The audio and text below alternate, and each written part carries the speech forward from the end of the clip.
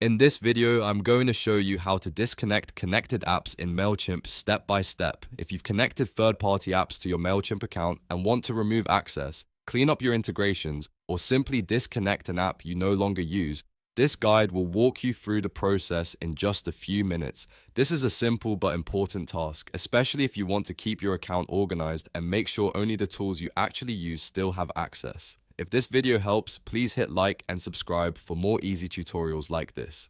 Now let's get started. First, go to Mailchimp in your web browser and sign into your account. Once you're on the Mailchimp dashboard, look for the integration section in the menu. Click on integrations to open your connected app settings. This is where Mailchimp keeps track of the services and tools linked to your account. After that, you'll want to click on manage. This takes you to the connected sites or integrations area where you can view all of the apps currently connected to Mailchimp. From here, you should see a list of services, along with options to view details or manage each connection.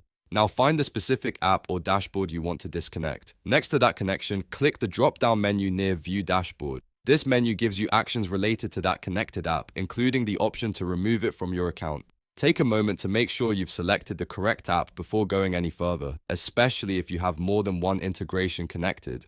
Once you've opened the drop-down, click Disconnect. Mailchimp will ask you to confirm that you want to remove the connection. This is an important safeguard because disconnecting the app may stop it from syncing data or interacting with your account. To finish the process, click Disconnect again to confirm. After that, the connected app will be removed from your Mailchimp account. You can repeat the same steps for any other apps you no longer want linked, and that's it.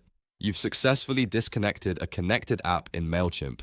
If you found this tutorial helpful, please give it a like, subscribe for more step-by-step software guides, and check out our other videos for more Mailchimp tips and tutorials. Thanks for watching, and I'll see you in the next one.